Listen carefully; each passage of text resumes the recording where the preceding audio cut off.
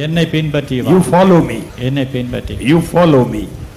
ஜபத்தை கேட்கும் எங்கள் தேவா, கிருபை பெரிதல்லோ.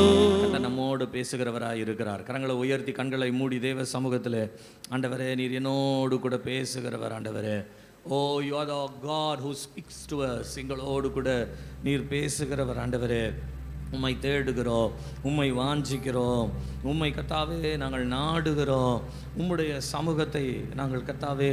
ஹல்லேலூயா ஹல்லேலூயா ஹல்லேலூயா, ஓ ஹல்லேலூயா.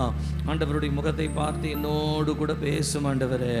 ஓ ஒரு தண்ணீர் இல்லாத ஒரு நிலத்தை போல தாகத்தோடு ஆவலாய் வாஞ்சையோடு கூட இதோ உம்முடைய சமூகத்திற்கு நான் வந்திருக்கிறேன். என்னோடு கூட பேசும் ஆண்டவரே. தாகத்தோடு கூட கேளுங்க. இன்றைக்கு நீங்கள் எந்த பாரத்தோடு வந்திருக்கீங்களோ, எந்த சஞ்சலத்தோடு வந்திருக்கிறீர்களோ, எந்த காரியத்திற்கு விடுதலை இல்லாமல் வந்திருக்கிறீர்களோ, அந்த விடுதலை கர்த்தர் கொடுக்கும்படியாய் கரங்களை உயர்த்தி தேவ சமூகத்திலே ஹல்லேலூயா ஹல்லேலூயா. தண்ணீரில்லா நீலம் போல தாகமாய் இருக்கிறே, தண்ணீரில்லா நீலம் போல தாகமாய் இருக்கிறே. உம் வல்லமை உம் மகிமை, உம் வல்லமை உம் மகிமை ஏங்குதையா இதயமெல்லாம் ஏங்குதையா. தேவையெல்லாம் நீர்தானையா, ஜீவனுள்ள நாட்களெல்லாம் தேவையெல்லாம் நீர்தானையா, ஜீவனுள்ள நாட்களெல்லாம். என் தேவனே என் ராஜனே தேடுகிறே அதிகாலமே. என் தேவனே என் ராஜனே தேடுகிறே அதிகாலமே. என் தேவனே என் ராஜனே தேடுகிறே அதிகாலமே. என் தேவனே என் ராஜனே தேடுகிறே அதிகாலமே. கரங்களை உயர்த்தி ஆண்டவர் சமூகத்தில் நாங்கள் ஆவலோடு வந்திருக்கிறோம். ஆண்டவரே, நாங்கள் தாகத்தோடு வந்திருக்கிறோம். தாகம் உள்ளவன் மேல் தண்ணீரை ஊற்றுவேன் என்று சொன்னவர், இந்த காலை நேரத்தில் உம்முடைய பரிசுத்த ஆவியானவரை எங்கள் மேல் ஊற்றுவீராக. நீர் எங்களுக்குள்ளே கிரியை செய்வீராக. வந்த நாங்கள் வெறுமையாய் திரும்பி போகாதபடிக்கு, நாங்கள் தேவ சமூகத்தை பெற்றவர்களாய் திரும்பி போகத்தக்கதாய், இன்றைக்கும் ஒரு ஞாயிற்றுக்கிழமை ஆராதிக்க வேண்டும் என்பதற்காய் அல்ல, இன்றைக்கு தான் கர்த்தர் உண்டு பண்ணின நாள் என்று ஆராதிக்கத்தக்கதாய் உம்முடைய சமூகத்தை நாங்கள் வாஞ்சித்து தேடுகிறோம். நீர் எங்களோடு கூட பேசுவீராக, எங்களை பலப்படுத்துவீராக. இயேசுவின் நாமத்தில் பிதாவே, ஆமென் ஆமென். கரங்களை தட்டி கர்த்தரை ஸ்தோத்திரிப்போம்.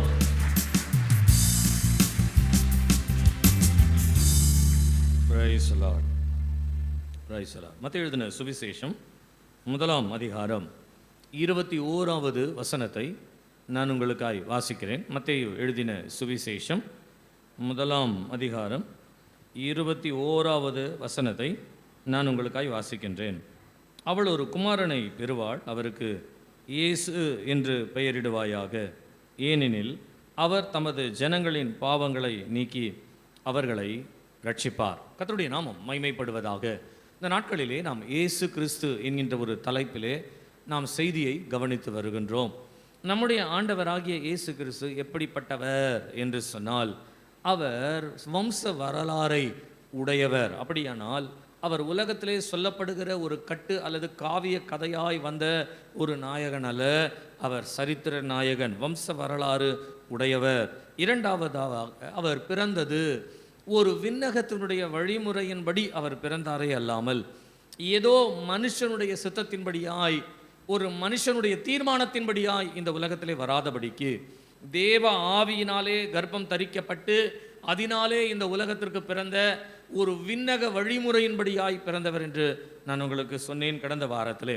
இன்றைக்கு மூன்றாவதாக அவருடைய வித்தியாசமான ஒரு வாழ்க்கையை குறித்து நாம் கவனிக்க போகின்றோம். நம்முடைய ஆண்டவராகிய இயேசு கிறிஸ்து இந்த உலகத்திலே வாழும் பொழுது, ஒரு வாழ்க்கையை இந்த உலகத்திலே அவர் நிகழும் பொழுது அவருடைய வாழ்க்கை எப்படிப்பட்டதாக இருந்தது என்று சொன்னால், மற்றவர்கள் கவனிக்கத்தக்கதான ஒரு வித்தியாசமான ஒரு வாழ்க்கையாய் இருந்தது. கர்த்தருடைய நாமம் மகிமைப்படுவதாக. நீங்கள் ஏசாயா தீர்க்கதரிசியின் புத்தகம் 9ஆம் அதிகாரம் 6வது வசனத்தை நீங்கள் வாசிப்பீர்களானால், ஏசாயா தீர்க்கதரிசியின் புத்தகம் 9ஆம் அதிகாரம் 6வது வசனத்தை வாசிப்பீர்களானால் வாசிங்க. நமக்கு ஒரு பாலகன் பிறந்தார், நமக்கு ஒரு குமாரன் கொடுக்கப்பட்டார், கர்த்தத்துவம் அவர் தோளின் மேல் இருக்கும், அவர் நாமம் அதிசயமானவர். அவர் நாமம் அதிசயமானவர். நாமம் மகிமைப்படுவதாக. அவருடைய நாமம் அதிசயம். இன்றைக்கு நான் இந்த ஒரே ஒரு வார்த்தை வைத்துதான் அவருடைய வித்தியாசமான வாழ்க்கையை நாம் கவனிக்க போகிறோம். இயேசு கிறிஸ்துவினுடைய வாழ்க்கை எப்படிப்பட்டதாய் இருந்தது என்றால், அது ஒரு ஆச்சரியமான ஒரு வாழ்க்கையாய் இருந்தது, ஒரு ஆச்சரியத்திற்குரிய ஒரு வாழ்க்கையாய் இருந்தது. அவருடைய பெயரே அதிசயமானவர் என்று சொல்லப்படுகிறது. அப்படியானால் அவர் அதிசயமானவராய் இந்த உலகத்திலே தன்னுடைய வாழ்க்கை வாழும் பொழுது மற்றவர்களை பார்க்கிலும் அல்லது மற்ற அவதாரங்களுக்குரிய காரியங்களை பார்க்கிலும் இவர் ஒரு வித்தியாசமான ஒரு வாழ்க்கையை வாழ்ந்தார். அந்த வாழ்க்கை எப்படிப்பட்டது என்று சொன்னால் அதிசயமானது என்று சொல்லப்படுகிறது. நீங்கள் இயேசு கிறிஸ்துவை குறித்து சுவிசேஷ புத்தகங்களிலே நீங்கள் வாசிப்பீர்களானால் 20 இடங்களுக்கு மேலாக இயேசு கிறிஸ்துவின் அதிசயத்தை பற்றி அல்லது அதிசயமானவர் என்பதை குறித்து வேதத்திலே சொல்லப்பட்டிருக்கின்றது. கர்த்தருடைய நாமம் மகிமைப்படுவதாக. நீங்கள் அநேக இடங்களிலே அவருடைய கிரியைகளையும் அவருடைய பேச்சையும் அவருடைய செய்கைகளையும் நீங்கள் வேதத்திலே வாசிக்கும் பொழுது, சுவிசேஷ புத்தகங்களிலே மிக குறிப்பாய் சொல்லப்படுகின்ற ஒரு காரியம், அவர்கள் அவரை கண்டு அதிசயப்பட்டார்கள். நான் சொல்லுகிறேன், நம்முடைய ஆண்டவர் எல்லாரை போல இந்த உலகத்திற்கு வந்து எல்லாரை போல வாழ்ந்து எல்லாரை போல தன்னுடைய வாழ்க்கையை முடித்து விட்டு போனவர் அல்ல. அவர் தன்னுடைய வாழ்க்கையை அதிசயமாய் இந்த உலகத்திலே வாழ்ந்தார். அல்லேலூயா. அவர் பெயர் எப்படி அதிசயமோ அதே போல மற்றவர்களைப் போல நாமும் வாழ வேண்டும் அல்லது மற்றவர்களைப் போல நாமும் இருக்க வேண்டும் என்றல்ல, அவருடைய வாழ்க்கையே அதிசயமான ஒரு வாழ்க்கையாக இருந்தது. நான் சொல்லுகிறேன், இன்றைக்கு இந்த வாழ்க்கையினுடைய ஒரு பகுதியை மாத்திரம்தான் நான் சொல்ல போகிறேன். இந்த ஒரு பகுதி நம்முடைய வாழ்க்கையில் இன்றைக்கு நம்மையும் அதிசயமாய் மாற்றுவதற்காக தான் அவர் நமக்கு எப்படி முன்மாதிரியானாரோ அதே போல நாம் இந்த உலகத்திற்கு முன்மாதிரியாய் மாறும்படிக்கு அவருடைய அதிசயத்தை இன்றைக்கு ஆராய்ச்சி செய்வோமானால் நம்முடைய வாழ்க்கையிலே உள்ள அதிசயத்தை நாம் கண்டுகொள்ளலாம், நாம் கவனித்து கொள்ளலாம். நான் உங்களுக்கு ஒரு சரித்திர பகுதியிலிருந்து அவருடைய அதிசயமான ஒரு சூழ்நிலையை இன்றைக்கு நாம் கவனிக்க போகிறோம். அவருடைய வாழ்க்கையிலே காணப்பட்டதான ஒரு அதிசயத்தை ஆராய்ச்சி செய்வதற்கு நான் உங்களுக்கு ஒரு ஆரம்பத்திலிருந்து நான் வருகிறேன். ஒருவேளை இந்த ஆரம்பம் எதற்கு என்று கேட்டால், நம்முடைய சபையிலே சில நாட்களாய் நீங்கள் சபைக்கு வந்திருக்கலாம், அல்லது நீங்கள் வேதத்தை பற்றி சரியாய் அறிந்து கொள்ளாத ஒரு சூழ்நிலையிலே நீங்கள் இருக்கலாம், அல்லது நீங்கள் வேதத்தை அறிந்திருந்தாலும் சில நேரங்களிலே அது நம்முடைய மனதிலே நிற்காமல் இருக்கிறபடியினாலே நான் அதை அடிக்கடியாக உங்களுக்கு ஞாபகப்படுத்துவதற்காக நான் ஆரம்பத்திலிருந்து வருகிறேன். நம்முடைய தேவனாகிய கர்த்தர் இந்த உலகத்திலே விழுந்து போன ஒரு தூதனுக்கு பதிலாக ஒரு மனுஷியும் உண்டாக்கினார். இவர்களுடைய வாழ்க்கையிலே தன்னுடைய துதியை இவர்கள் சொல்லி இவர்கள் தனக்காக இருக்க வேண்டும் என்ற ஒரு நோக்கத்தோடு ஆதாமையும் ஏவாளையும் ஆண்டவர் உண்டாக்கினார். ஆனால் கீழ்ப்படியாமையிலே அவர்கள் விழுந்து போனபடியினாலே உலகம் சபிக்கப்பட்டு உலகம் பாவத்திற்குள்ளே போனபடியினாலே ஒரு நாளிலே ஒரு 10 சந்ததிகளுக்கு பின்பாக இந்த உலகத்தை அழிக்கும்படியாய் தேவன் நோவாவின் இடத்திலே பேசினார். நோவாவினிடத்திலே ஒரு பேழையை உண்டு பண்ண சொன்னார்.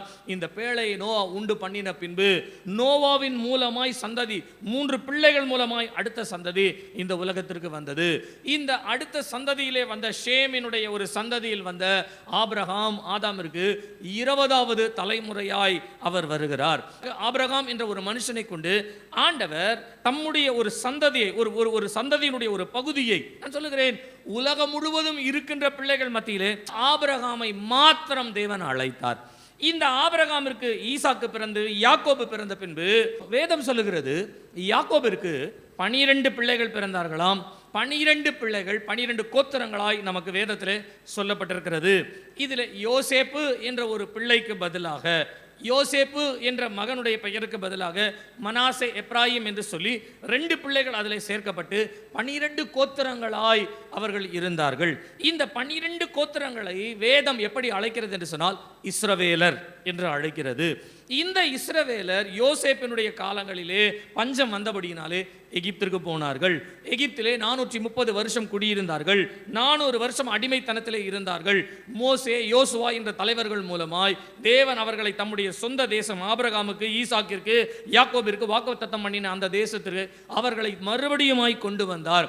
கொண்டு வந்து மோசையின் மூலமாய் வழி நடத்தி, யோசுவாவின் மூலமாய் அந்த இடங்களை பங்கிட்டு கொடுத்து இஸ்ரவேலராய் வாழ்ந்து வந்தவர்கள் தவறு செய்ய ஆரம்பித்தார்கள். இந்த தவறிலிருந்து அவர்களை பாதுகாப்பதற்காக ஏறக்குறைய 15 நியாயாதிபதிகளை ஆண்டவர் எழுப்பி அவர்களை நியாயம் விசாரித்து அவர்களை ஒழுங்காய் நடத்தி வந்தார். அதற்கு பின்பாக ராஜாக்கள் என்ற காலம் வந்தது. சவுல், தாவீது, சாலமோன் என்ற ராஜாக்கள் 40 என்று 120 வருஷங்கள் இந்த இஸ்ரவேலரை ஆண்டு கொண்டு வந்தார்கள்.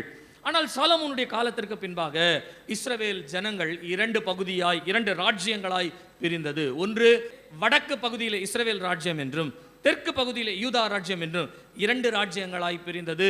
இஸ்ரவேலரை ஏறக்குறைய 19 ராஜாக்கள் ஆண்டார்கள். யூதாவை ஏறக்குறைய 20 ராஜாக்கள் ஆண்டார்கள்.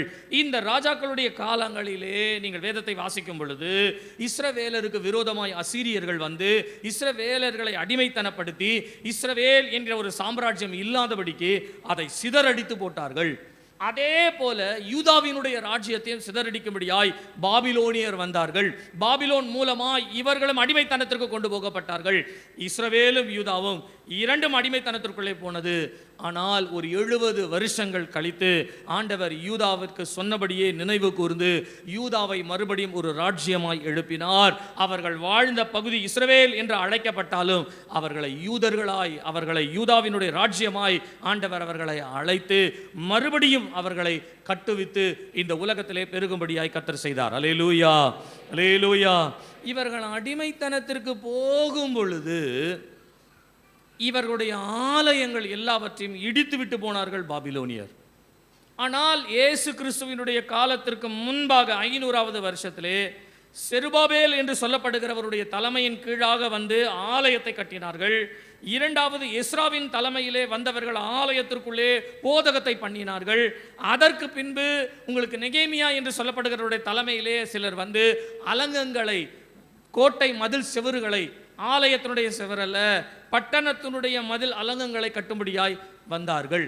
வந்து அவர்கள் மறுபடியும் ஒரு ராஜ்யமாய், ஒரு ஜனங்களாய் எழும்ப ஆரம்பித்ததுதான் முழு பழைய ஏற்பாட்டு காலத்தினுடைய சரித்திரம். கவனிங்க, இந்த பழைய ஏற்பாட்டு காலத்திற்கு பின்பு புதிய ஏற்பாட்டு காலங்கள் வரும் பொழுது யூதர் என்று சொல்லப்படுகிறவருடைய கூட்டங்களிலே அவர்களுக்குள்ளே ஒரு 4-5 பிரிவுகள் வந்துவிட்டது. நீங்கள் பழைய ஏற்பாட்டு காலத்திலே வாசிக்காத ஒரு பெயரை புதிய ஏற்பாட்டு காலத்திலே வாசிக்கிறீர்கள். யார் என்று சொன்னால் பரிசேயர், சதுசேயர், வேதபாரகர் என்று சொல்லி பிரிவுகள் வருகிறது. இதிலே சில பிரிவுகளுடைய பெயர் சொல்லப்படவில்லை. நீங்கள் சரித்திரத்தை வாசிப்பீர்களானால் சரித்திரத்திலே பரிசேயர், சதுசேயர், ஜியலாட்ஸ் என்று சொல்லப்படுகின்ற ஒரு கூட்டம் ஒன்று உண்டு. இது இல்லாமல் எசீனியர்கள் என்று சொல்லப்படுகின்ற 4 பிரிவுகளாய், முக்கியமான ஒரு 4 பிரிவுகளாய் வருகிறது.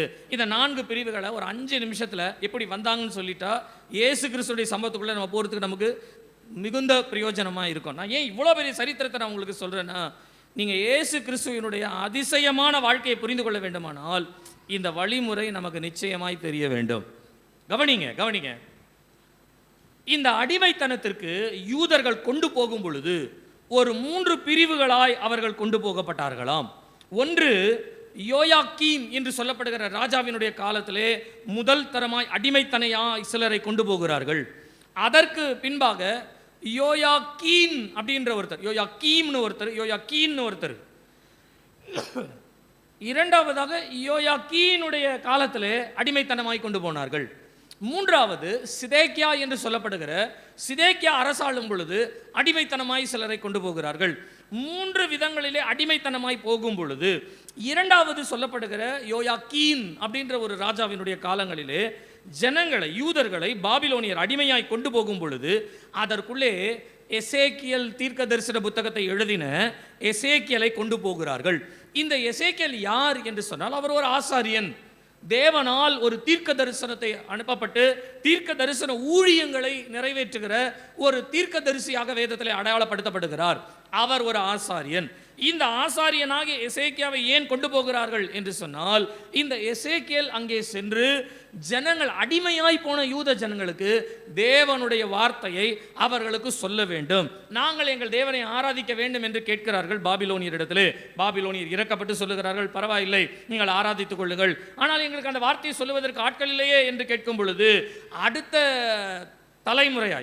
அடுத்த அடிமைகளாய் கொண்டு வரப்படுகிறவர்களிலே எசேக்கியேல் கொண்டு வரப்பட்டார்.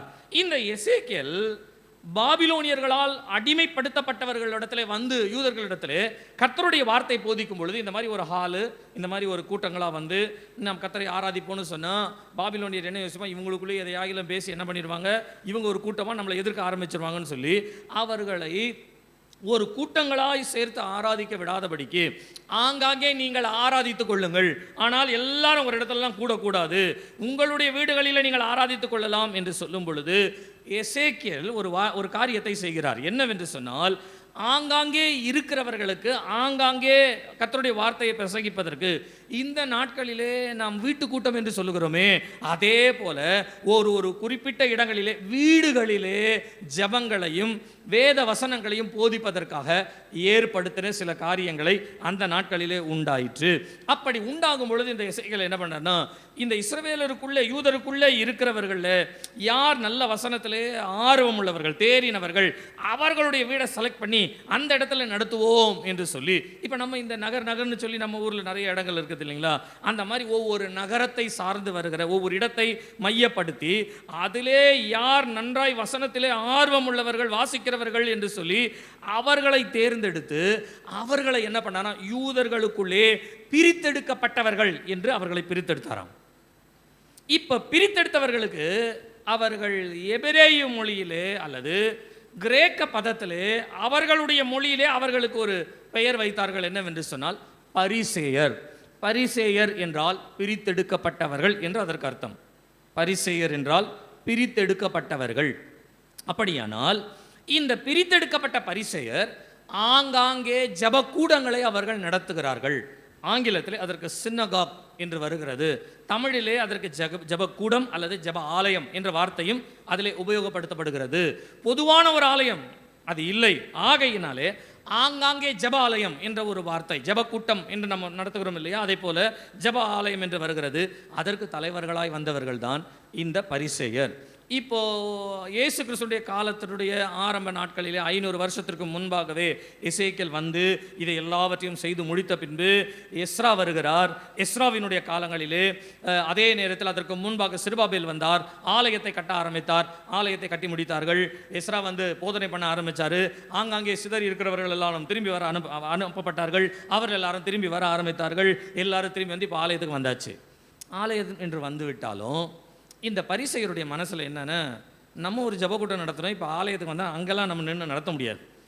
ஆகையினாலே நம்ம ஒன்று செய்வோம், நம்ம எங்கெங்கெல்லாம் தூரத்தில் இருக்கிறோமோ தூரத்தில் உள்ளவர்கள் ஆங்காங்கே ஜபக்கூடங்களை நம்ம ஆரம்பித்து அதுவும் ஒரு பக்கம் நடந்துகிட்டே இருக்கும். ஆலயத்திலே பலி செலுத்த வருவார்கள், ஜப ஆலயங்களிலே அவர்கள் சென்று ஜெபிப்பார்கள், வேத வசனத்தை அவர்கள் கேட்பார்கள். ஜப ஆலயங்களிலே வேத வசனத்தை கேட்டு ஜெபிக்கிற காரியம் நடக்கும். கர்த்தருடைய ஆலயம் என்று ஒரு ஆலயம் வைத்திருக்கிறார்களே, அந்த ஆலயத்திலே தான் பலிகளை செலுத்துகிறதும் மற்ற காரியங்களையும் செய்கிற வேலை நடந்தது. இது இப்படியே நடந்து கொண்டு இருக்கும் பொழுது இந்த பரிசேயருடைய வாழ்க்கை சரி இல்லாததினாலே இந்த பரிசேயருடைய போதனைகள் சில இடங்களிலே தேவையில்லாமல் தங்களுக்கு சாதகமாகவே மாற்றி போதிக்க வேண்டிய ஒரு காரணம் வந்தபடியினாலே ஆலயத்திற்குள்ளே இருக்கிற சதுசேயர் என்று சொல்லப்படுகிறவர்கள். யார் இந்த சதுசேயர் என்று சொன்னால், ஆலயத்திலே பணிவிடை செய்கிற ஆசாரியர்கள்.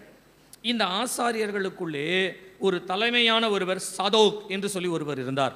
இந்த சாதோக் என்ன சொன்னார் என்றால், ஆலயம் என்று இருக்கிறது, ஆசாரியர்கள் என்று நாங்கள் இருக்கிறோம், நாங்கள் இந்த பணிவிடையை நாங்கள் செய்கிறோம், நாங்கள் போதிக்கிறோம், நாங்கள் அதை பார்த்து கொள்ளுகிறோம், நீங்கள் அதற்கு மிஞ்சினவர்களாய் பேசுகிறீர்களே என்று சொல்லி பரிசேயரை தவிர்த்து நாங்கள் ஒரு கூட்டமாய் எழும்புகிறோம் என்று எழும்பினவர்கள் தான் சதுசேயர். சாதோக் என்ற ஒரு மனுஷன் மூலமாய், அவன் மூலமாய் ஒரு கூட்டம் எழுப்பப்பட்டு ஆலயத்தினுடைய பணிவிடைகளை செய்யும்படியாய் நாங்கள் தான் போதிப்போம் என்று ஒரு கூட்டமாய் எழும்பின கூட்டம் தான் சதுசேயருடைய கூட்டம்.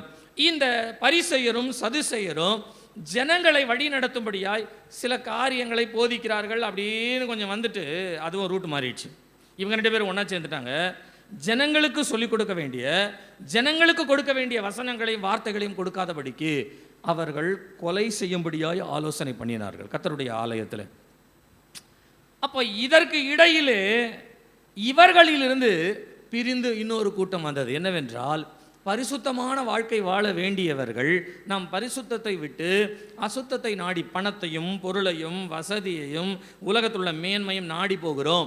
ஆனால் நாம் தேவனை நாடி வாழ வேண்டியவர்கள் ஏன் இவர்களெல்லாம் தவறு செய்கிறார்கள் என்று சொல்லி இந்த பரிசேயர் சதுசேயர் என்பவர்களிலிருந்து சிலர் கூட்டமாய் வெளியிலே வந்து தனியாய் ஒரு கூட்டமாய் மாறினார்கள். அவருடைய பெயர் தான் எஸ்சீனியர்கள். நல்லா யோசிச்சு கொள்ளுங்க, பைபிளில் எஸ்சீனியர்கள் பேர் கிடையாது, ஆனால் எஸ்சீனியர்கள் இருந்தார்கள்னு இருக்கு. எஸ்சீனியர்கள் இருந்தாங்க. இந்த எஸ்சீனியர்கள் என்ன பண்ணுவாங்கன்னா, ஜனங்கள் வாழுகிற பகுதியிலிருந்து அவர்கள் மலைப்பகுதியிலே, வனாந்திர பகுதியிலே ஒரு நதியை கடந்து, ஜனங்கள் அந்த பக்கம் வராத இருக்கிற ஒரு நதியை கடந்து, யோர்தான் நதியை கடந்து அந்த பக்கத்திலே அவர்களுக்கென்று கூடாரங்களை அமைத்து கொண்டு, அவர்களுக்கென்று ஒரு ஸ்தலத்தை அமைத்து கொண்டு, அவர்கள் தேவனுடைய வசனத்தையும் தேவனுடைய வார்த்தையும் எழுதி ஜனங்களுக்கு கொடுக்கும்படியான ஒரு வேலையை அவர்கள் செய்து வந்தார்களாம். தங்க வாழ்க்கை பரிசுத்தமாக இருக்க வேண்டும் என்பதற்காக காலையில் என்ன பண்ணுவாங்களாம், அந்த யோர்தானில் போய் ஃபுல்லாக அவர்களோட ஸ்நானம் பண்ணிட்டு வந்து உட்கார்ந்து கர்த்தருடைய வார்த்தை எழுத ஆரம்பிப்பார்களாம். இந்த எழுதுறவங்கள ஒரு 100 பேர் இருக்கானுங்க வச்சுக்கோங்களேன். ஒரு 10 பேர் 20 பேர் எழுதுவாங்களாம். ஒரு 10 பேரை நீங்கள் போய் சமையல் செய்யுங்கன்னு சொல்லி அனுப்பிடுவாங்க. இன்னொரு 10 பேரை நீங்கள் போய் ஆடு மேய்ங்க, விலங்குகளை பார்த்துக்கொள்ளுங்கன்னு சொல்லுவாங்க. இப்படி அவர்களுக்குள்ளே ஆட்களை பிரித்து கொண்டு ஆளாளுக்கு ஒரு டியூட்டி வைத்துக்கொண்டு அவர்களை மேலிருந்து ஒருவர் நடத்தி கொண்டு வந்தார். இந்த கூட்டங்கள் எல்லாம் ஜனங்களோட அவர்களுடைய காரியங்களுடைய கலவாதபடிக்கு தங்களை பிரித்து எடுத்துக்கொண்டே வாழ்ந்து வந்தார்கள். இந்த காலகட்டத்தில் தான் இயேசுவும் பிறந்தார், யோவான் ஸ்நானனும் பிறந்தார். நீங்கள் யோவான் ஸ்நானனை குறித்து வாசிக்கும் பொழுது ஆசாரிய கூட்டத்தில், ஆசாரியருடைய வம்சத்திலிருந்து வந்தவர். நீங்கள் இயேசு கிறிஸ்துவை வாசிக்கும் போது யூத வம்சத்திலிருந்து வந்தவர். சரிங்களா? அப்போ இவங்க 2 பேருடைய வாழ்க்கையில் இவர்களுக்கு ஒரு தனிப்பட்ட வாழ்க்கையினுடைய அனுபவத்தை உண்டாக்கி கொடுக்கும்படியாய் தேவனால் ஏற்படுத்தப்பட்ட ஒரு வழிமுறையாக தான் நான் நினைக்கிறேன். இந்த எசீனியர்களுடைய வேலை என்னவென்றால், வனாந்தரத்திலே காடுகளிலே அவர்கள் தங்குவது. நீங்கள் யோவான் ஸ்நானனை வாசித்து பாருங்கள். யோவான் ஸ்நானன் எங்கே போனார்னு இருக்கு? வனாந்தரத்தில் இருந்தார். என்ன சாப்பிட்டாரு? வெட்டுக்கிளியும் காட்டு தேனும். வெட்டுக்கிளின்னு உடனே நம்ம ஊரில் பறக்கிற வெட்டுக்கிளியில் அது கிடையாது, அது ஒரு விதமான தாவரம். சரிங்களா? காட்டு தேனும் அப்படின்னா மனிதர்கள் வீட்டிலே புசிக்கின்ற, வீட்டிலே தங்கள் அனுபவிக்கின்ற ஒரு அனுகூலத்தை விட்டு தன்னை பிரித்து கொண்டு வந்தார். அதே போல இயேசு கிறிஸ்துவும் தன்னுடைய 30வது வயதிலே ஊழியத்தை ஆரம்பிக்கும் பொழுது இவர் ஊழியத்தினுடைய பேட்டர்ன் எப்படி வருதுன்னு சொன்னால், எசீனியர்களுக்கு ஏற்ற மாதிரி ஒரு பேட்டர்ன் வருது. பிரதான ஆசாரியர்களோ அல்லது சதுசேயரோ பரிசேயரோ இவர்களுக்குள்ளே இருக்கிற சுபாவங்களை தவிர்த்து ஒரு பிரித்தெடுக்கப்பட்ட ஒரு தனிப்பட்ட வாழ்க்கையில் இயேசு வருகிறார். யோவான் நேராக உள்ளே போயிட்டாரு, ஆனால் இயேசு கிறிஸ்து உள்ளே போகலை. ஆனால் அவர்கள் எந்த பரிசுத்தத்தை பற்றி பேசுகிறார்களோ, எந்த போதனைகளை வசனத்தின்படியாய் வாழ வேண்டும் என்று சொல்லுகிறார்களோ, அந்த பரிசுத்தம், அந்த போதனைக்குரிய ஒரு வாழ்க்கையை இயேசு வாழுகிறவராய் அவர்களை பின்பற்றி வந்தாலும், அவருடைய போதனைகள் உண்மைதான் என்று இயேசு கிறிஸ்து அங்கீகரித்தாலும் அவர்களோடு போய் வாழாதபடிக்கு ஜனங்களோடு கூட வாழ்ந்து வந்தார். ஆனால் அவர்களை போல வாழ்ந்து வந்தார். இப்போ நான் சம்பவத்திற்கு வருகிறேன். இயேசு கிறிஸ்துவனுடைய வாழ்க்கை ஒரு வித்தியாசமானது, அப்படி என்றால் ஒரு அதிசயமானது. நீங்களும் நானும் நினைக்கிற ஒரு வாழ்க்கை அல்ல. நீங்களும் நானும் இப்படித்தான் அப்படித்தான் என்று பேசிக்கொள்ளுகிற ஒரு முறையின்படி அல்ல. நான் 2 காரியங்களை ஒன்றாய் இணைத்து சொல்லுகிறேனே. எசீனியர்கள் தங்களை பிரித்தெடுத்து பரிசுத்தமாய் வாழ வேண்டும் என்று வாழுகிற எசீனியர்களுடைய வாழ்க்கையினுடைய முறை, வாழ்க்கையினுடைய தன்மை எதுவோ அந்த வாழ்க்கையினுடைய தன்மைக்கு ஏற்றதைப் போல தன்னுடைய பரிசுத்தம் தேவனை நோக்கி வாழ்கிற ஒரு வாழ்க்கையாய் இருந்தாலும் அவர் மனிதர்களோடு கூட சஞ்சரித்து தான் பரிசுத்தமானவர் என்பதை காத்துக்கொள்வது மாத்திரமல்ல, அந்த பரிசுத்தத்தை மனிதருக்குள்ளே வாழ்ந்து அதை வெளிப்படுத்துகிறவராக இருந்தார். நீங்கள் ஒரு நார்மலாக நான் உங்களுக்கு இதை புரியறதுக்காக நான் ஒரு காரியத்தை சொல்லுகிறேன். சில நேரங்களிலே இன் சர்டன் டைம் நம்ம ஏன் பரிசுத்தமாக வாழ முடியலை, நம்ம ஏன் ஆராதனைக்கு போக முடியலை, நம்ம ஏன் ஆண்டவரை இன்னும் சரியாக ஆராதிக்க முடியலை, இன்னும் ஏன் தேவனை தேடுகிற காரியத்தில் நமக்கு ஒரு சரியான ஒரு நிலைப்பாடு வரல அப்படின்னு கேட்டால் நீங்கள் என்ன சொல்வீங்க? நான் என்ன சொல்வேன்னா, என் குடும்ப சூழ்நிலை அப்படி இருக்குது பாஸ்டர், என் வீட்டு சூழ்நிலை அப்படி இருக்குது, நான் வேலைக்கு போகிற இடத்தினுடைய சூழ்நிலை அப்படி இருக்குது, நான் வாழ்ந்து கொண்டு இருக்கிற அந்த வாழ்க்கையினுடைய முறைகள் இப்படி இருக்குது, எங்களால் அந்த மாதிரி வாழ முடியாது, என்னால் அந்த மாதிரி இருக்க முடியாது, என்னால் அந்த மாதிரி செய்ய முடியாது. எனக்கு இயேசு கிறிஸ்துடைய வாழ்க்கை நமக்கு ஒரு நல்ல ஒரு முன்மாதிரி. என்ன முன்மாதிரி அப்படின்னு சொன்னால், அவர் பிதாவினிடத்திலிருந்து வந்தபடியினால் பரலோகத்திற்குரிய வாழ்க்கையை தனக்குள்ளே வைத்திருந்தார். இதை காப்பாற்றிக் கொள்ள வேண்டும் என்பதற்காக வனாந்திரத்திற்கு ஓடவில்லை, ஜனங்களோடு கூட வாழ்ந்தார். ஜனங்களோடு கூட வாழ வாழ வாழ என்ன ஆயிடுச்சுன்னா, அவர்களுக்குள்ளே உலகத்திற்குள்ளே இருக்கிற காரியம் அவருக்குள்ளே வராதபடிக்கு அவருக்குள்ளே இருக்கின்ற பரிசுத்தமும் ஒழுங்கும் அன்பும் உலகத்திற்குள்ளே வர ஆரம்பித்ததாம். கரங்களை உயர்த்தி ஒரு அல்லேலூயா சொல்லுங்க, நல்ல சத்தமாக சொல்லுங்க. நீங்கள் நல்லா யோசிச்சு பாருங்களேன். வேதத்தில் ஆண்டவர் சொன்ன உதாரணத்தை சொல்கிறேன். உலகம் ஒரு புளித்த மாவிற்கு அடையாளமாய் சொல்கிறார். இந்த புளித்த மாவோடு நல்ல மாவு சேர்ந்ததுன்னா என்ன ஆகும்? நல்ல மாவும் இதுதான் உலகத்தினுடைய இது. ஆனால் இயேசு கிறிஸ்துவோட வாழ்க்கை ரொம்ப வித்தியாசம். எப்படி தெரியுங்களா? உலகம் புளிச்ச மாவாக இருக்கட்டும், ஆனால் ஒரு நல்ல மாவு அந்த உலகத்தில் நின்று பிதாவினுடைய சித்தத்தை செய்வதற்காய் அதையே நோக்கமாய் கொண்டு வரும் பொழுது இவருக்குள்ளே இருக்கிற நல்ல தன்மை நற்கிரியைகள் எல்லாம் புளிச்ச மாவுகளை சரி பண்ணுகிறதாம். நான் சொல்லுகிறேன், இது சாத்தியமே இல்லாத ஒன்று, ஆனால் கிறிஸ்துவினாலே இது சாத்தியமாய் மாறுகிறது. அல்லேலூயா, அல்லேலூயா, அல்லேலூயா. நான் சொல்லுகிறேன், என் குடும்பத்தை மாற்றவே முடியாது, என் பிள்ளைகளை மாற்றவே முடியாது, இந்த சூழ்நிலையை மாற்றவே முடியாது, இந்த காரியத்தை மாற்றவே முடியாது. எதை மாற்ற முடியாது மாற்ற முடியாது மாற்ற முடியாதுன்னு நீங்கள் நினைக்கிறீங்களோ, எல்லாவற்றையும் மாற்றக்கூடிய ஒரு சூழ்நிலையை, மாற்றக்கூடிய ஒரு கிருபையை தேவன் நமக்குள்ளே கொடுத்திருக்கிறார். அதை அவருக்குள்ளே வைத்திருந்தார், அதை நமக்குள்ளே கொடுத்திருக்கிறார். அல்லேலூயா, அல்லேலூயா. இயேசு கிறிஸ்து இந்த உலகத்தில் இருக்கும்போது ஒரு நல்ல வார்த்தை சொன்னார். என்ன தெரியுங்களா? நான் பிதாவினிடத்தில் போகிறேன், நான் போன பின்பு பிதா உங்களுக்கு வேறொரு தேற்றரவாளனை அனுப்புவார். அப்படின்னா என்ன அர்த்தத்தில் சொல்கிறாருன்னு, என் சரீரம் மேலே போயிடும், ஆனால் எனக்குள்ளே இருக்கிற பிதாவினுடைய ஆவியை உங்களுக்கு அனுப்புவார். இந்த ஆவியானவர் சகல சத்தியத்திற்குள்ள உங்களை போதிப்பார். நான் சொல்லிக் கொடுக்குற வார்த்தைகளை நீங்கள் படிக்கிறது மாத்திரம் இல்லை, இந்த வார்த்தை உங்களோட வாழ்க்கையில் அனுபவமாய் மாறுவதற்கு பரிசுத்த ஆவி என்கின்ற ஒரு அனுபவத்தை நான் உங்களுக்கு தருகிறேன். நீங்கள் பரிசுத்த ஆவியை பெற்றுக்கொள்ளும் பொழுது, பழைய ஏற்பாட்டு காலத்திலே அக்கினியிலே நடந்தார்கள் ஆனால் வேகாதிருந்தார்கள், தண்ணீரிலே நடந்தார்கள் மூழ்காதிருந்தார்கள், சிங்க கெபியிலே தள்ளப்பட்டார்கள் மடிந்து போகாதிருந்தார்கள். பழைய ஏற்பாட்டு காலத்திலே அந்தந்த கால சூழ்நிலைகளில் அவளை காப்பாற்றின அந்த தேவனுடைய ஆவியானவர் இந்த புதிய ஏற்பாட்டு காலத்திலே நமக்குள்ளே வந்து தங்கி வாசம் பண்ணுகிறவராக இருக்கிறபடியினாலே நான் சொல்லுகிறேன், உலகத்திலுள்ள ஒரு காரியம் நம்மை மேற்கொண்டு விடுமோ என்ற ஒரு பயம் வராதபடிக்கு உலகத்தை மேற்கொள்ளுகிற ஒரு ஆவியை கர்த்தர் உங்களுக்கும் எனக்கும் கொடுத்திருக்கிறார். அல்லேலூயா, அல்லேலூயா, அல்லேலூயா. நான் அதை இப்படி சொல்லுகிறேனே, தேவனுடைய தெய்வீகத்தை தனக்குள்ளே வைத்திருந்தார். மனுஷனுடைய முரட்டுத்தனங்களை தன்னுடைய தெய்வீகத்தினாலே ஆண்டவர் ஜெயித்தார். நான் அதை இன்னொரு விதத்தில் கூட சொல்லுகிறேனே, நாம் தேவனுடைய பரிசுத்தத்தை வைத்திருக்கும் பொழுது, அசுத்தமான உதடுகள் மத்தியிலே நான் வாசம் பண்ணுகிறேன் என்று சொல்லும் பொழுது, ஆண்டவர் தம்முடைய பரிசுத்தமாகிய ஒரு அக்கினி தழலை கொண்டு வந்து ஏசாயாவினுடைய நாவிலை வைக்கும் பொழுது, ஏசாயா தீர்க்கதரிசியின் மூலமாய் வேத வசனங்கள் எழுதப்பட்டு, வேத வசனங்கள் இன்றைக்கு தேவனுடைய ஆதாரமாய் கொடுக்கப்பட்டு, நம்முடைய வாழ்க்கையிலே நம்முடைய அசுத்தத்திலிருந்து மீண்டு வருகின்ற ஒரு ஜீவ ஒளியை கர்த்தர் நமக்கு கொடுக்கிறார். அல்லேலூயா, அல்லேலூயா. அப்படியானால் இன்றைக்கு நம்முடைய வாழ்க்கையிலே இயேசுவை போல ஒரு வித்தியாசமான ஒரு வாழ்க்கை. இந்த வித்தியாசமான வாழ்க்கை என்று சொல்லும் பொழுது நான் இதில் ஒரு 2 காரியங்களை நான் கவனித்தேன்.